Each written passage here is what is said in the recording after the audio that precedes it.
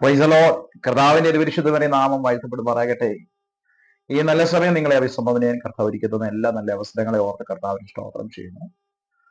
ആ വലിയൊരു സന്തോഷത്തിനു വേണ്ടി, വലിയൊരു ദൈവപ്രവർത്തിക്ക് വേണ്ടി ആഗ്രഹിക്കുന്നവർ അത്ര പേർ. ഇന്ന് ഈ സമയം ഞാൻ നിങ്ങളുമായി പങ്കുവയ്ക്കാൻ ആഗ്രഹിക്കുന്നത് അപ്പോസ്തല പ്രവൃത്തി 8-ാം അധ്യായം, അതിന് 8-ാമത്തെ വേദഭാഗമാണ്. അങ്ങനെ ആ പട്ടണത്തിൽ വളരെ സന്തോഷമുണ്ടായി. വളരെ അനുഗ്രഹിക്കപ്പെട്ട തിരുവചന ഭാഗം. അപ്പോസ്തല പ്രവൃത്തിയിലെ 8-ാം അധ്യായത്തിലെ ഭാഗങ്ങൾ ശ്രദ്ധിക്കുമ്പോൾ അപ്പോസ്തല പ്രവൃത്തി 28 അധ്യായത്തിൽ 3 ഭാഗങ്ങളായി നമുക്ക് തിരിക്കാം. ഒന്ന് പത്രോസിന്റെ കാലഘട്ടം, 2 സ്തെഫാനോസിന്റെ കാലഘട്ടം, 3 പൗലോസിന്റെ കാലഘട്ടം എന്ന് നമുക്ക് വേർതിരിച്ച് പഠിക്കാൻ കഴിയും.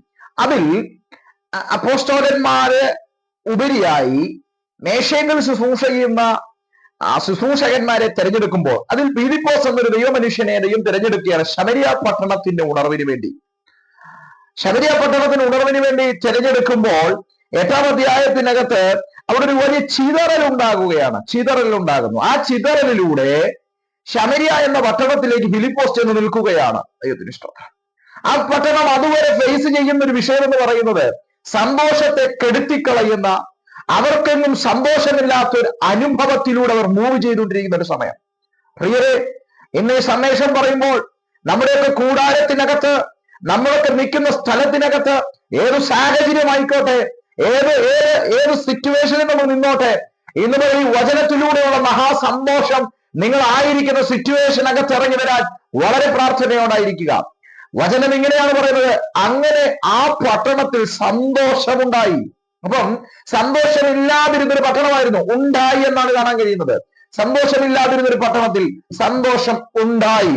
അങ്ങനെയെങ്കിൽ തിരുവചനത്തിലൂടെ ആത്മാവിൽ ഞാൻ നിങ്ങളെ ഏവരെയും അഭിസംബോധന വിളിച്ചു പറയട്ടെ. ആ സ്തോത്രം, എങ്ങനെയാണ് ആ പട്ടണത്തിൽ സന്തോഷം ഉണ്ടായത്? അങ്ങനെ നിങ്ങളുടെ കുടുംബങ്ങൾക്കകത്തൊരു സന്തോഷം ഉണ്ടാകാൻ പോകുന്നു. എങ്ങനെ? ദൈവത്തിലൂടെ. അപ്പോ ആ പട്ടണത്തിന്റെ സന്തോഷത്തെ കെടുത്തിക്കളഞ്ഞത് എന്താണ്? അങ്ങനെ അതിന്റെ മുകളിലോട്ടുള്ള വാക്യങ്ങൾ വായിക്കുമ്പോൾ നമുക്കത് കാണാൻ കഴിയും. ആ 7-8 വാക്യങ്ങൾ വായിക്കുമ്പോഴാണ് അത് കാണാൻ കഴിയുന്നത്. ഒന്ന്, അശുദ്ധാത്മാക്കൾ ബാധിച്ച പലരിൽ നിന്നും അവ ഉറക്കെ നിലവിളിച്ചുകൊണ്ട് പുറപ്പെട്ടു. അനേകം പക്ഷപാതക്കാരും മുടന്തന്മാരും സൗഖ്യം പ്രാപിച്ചു. അപ്പൊ ആ പട്ടണത്തെ സന്തോഷം കെടുത്തിക്കളഞ്ഞത്, ഒന്ന്, അശുദ്ധാത്മാക്കൾ ബാധിച്ച് നിറഞ്ഞു നിൽക്കുന്ന ഒരു പട്ടണമായിരുന്നു.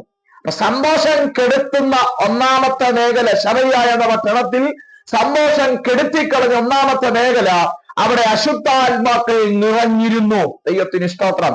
അശുദ്ധാത്മാക്കൾ എന്ന് പറഞ്ഞാൽ ശരീരം സ്വന്തമായി മുറിവേൽപ്പിക്കുകയും മറ്റൊരാൾക്ക് സ്വസ്ഥത കൊടുക്കാതിരിക്കുകയും മറ്റൊരാളെ അസഹ്യപ്പെടുത്തുകയും ചെയ്യുന്ന, മറ്റൊരാളെ സമാധാനം കൊടുക്കാതിരിക്കുന്ന ഒരു ലൈഫാണ് അശുദ്ധാത്മാക്കൾ എന്ന് പറയുന്നത്.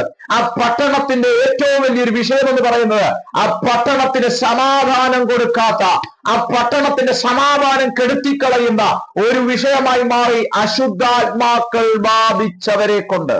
Praise the Lord. രണ്ടാമത്തെ വിഷയമാണ് പക്ഷപാതക്കാർ, മുടന്തർ. അപ്പം അവിടെ പക്ഷപാതക്കാരും മുടന്തരും ഉണ്ടായിരുന്നു. പക്ഷപാതക്കാരെന്ന് പറഞ്ഞാൽ പാരലൈസ്ഡ് ആയവർ, അല്ലെങ്കിൽ അവർ ടോട്ടലി പോയവരാണ്. അവർക്ക് എഴുന്നേറ്റ് നടക്കാൻ മറ്റൊന്നിനും ഒരു കഴിവില്ലാത്ത, ഒരു കിടക്കയിൽ മാത്രം ആശ്രയിച്ച് ജീവിക്കുന്നവരായിരുന്നു. മൂന്നാമത്തെ വിഷയം മുടന്തന്മാർ, രോഗികളാണ്. അപ്പൊ 3 വിഷയം കൊണ്ട് ആ പട്ടണത്തിന്റെ സമാധാനം കെട്ടു, സന്തോഷമില്ലായ്മയായി. പക്ഷെ ഒരു ദൈവ മനുഷ്യനെ ദൈവം അപ്പോയിന്റ് ചെയ്യുകയാണ്. ശമരിയ പട്ടണത്തിനകത്തെ നഷ്ടപ്പെട്ടുപോയ സന്തോഷത്തെ തിരിച്ചു കൊടുക്കാൻ ഒരു അപ്പോയിന്റ്മെന്റ് ദൈവം നടത്തുകയാണ്. മേശയിൽ ശുശ്രൂഷ ചെയ്യുന്ന ഫിലിപ്പോസിനോട് ദൈവത്തിന്റെ നിയോഗം കൊടുത്തു. ഫിലിപ്പോസ്, ശമരിയ പട്ടണത്തിനകത്ത് നാളിതുവരെ അവരനുഭവിച്ച, നാളിതുവരെ അവർ കടന്നുപോയിക്കൊണ്ടിരിക്കുന്ന നഷ്ടപ്പെട്ടുപോയ സന്തോഷത്തെ തിരികെ ഏൽപ്പിക്കാൻ. Praise the Lord. പ്രിയരെ, എന്റെ കുടുംബത്തിനകത്തൊരു സന്തോഷം വന്നായിരുന്നെങ്കിൽ, എന്റെ വ്യക്തിപരമായ ലൈഫിനകത്തൊരു സന്തോഷം ഉണ്ടായിരുന്നെങ്കിൽ, ഞാൻ അഭിമുഖീകരിക്കുന്ന പ്രശ്നത്തിനകത്ത് എനിക്കൊരു സേഫ് സോൺ ആയിരുന്നെങ്കിൽ എന്ന് ആഗ്രഹിക്കുന്ന ചിലരെങ്കിലും എന്റെ ഈ വചനം കേൾക്കുന്നുണ്ടാവും. നിങ്ങളോട് പരിശുദ്ധാത്മാവ് ഇന്നു മുതൽ ആത്മാർത്ഥതയോടെ കൽപ്പിക്കുന്നു. ആ സ്തോത്രം, യേശു കർത്താവിനെ മനസ്സോടെ വിളിക്കാമെങ്കിൽ, ദൈവത്തിന്റെ നാമത്തിൽ ഇരിക്കാൻ കഴിയുമെങ്കിൽ നിങ്ങൾക്ക് നഷ്ടപ്പെട്ട സന്തോഷത്തെ തിരികെ ഏൽപ്പിക്കാൻ കർത്താവിന് സാധിക്കും. ഫിലിപ്പോസ് ആ പട്ടണത്തിലേക്ക് ചെല്ലുകയാണ്. ആ പട്ടണം ഫിലിപ്പോസിനോട് പറഞ്ഞു, ഇവിടെ അശുദ്ധാത്മാക്കളെ കൊണ്ട് നിറഞ്ഞിരിക്കുന്നു, പക്ഷപാതക്കാരാണ്, മുടന്തന്മാരാണ്. ഞങ്ങൾക്ക് ഏത് കോണിലോട്ട് നോക്കിയാലും എവിടെ ശ്രദ്ധിച്ചാലും ഇവിടെ ആകപ്പാടെ സ്തോത്രം രോഗികളായിട്ടുള്ളവരും അശുദ്ധാത്മാക്കൾ ബാധിച്ചവരും സ്നേഹമില്ലാത്തവരും ആയി മാറിയിരിക്കുന്ന ഒരു പട്ടണമാണ്. പക്ഷെ ആ പട്ടണത്തെ ദൈവം ഉപയോഗിക്കാൻ ആഗ്രഹിച്ചു. എന്താണ് അതിന് കാരണം?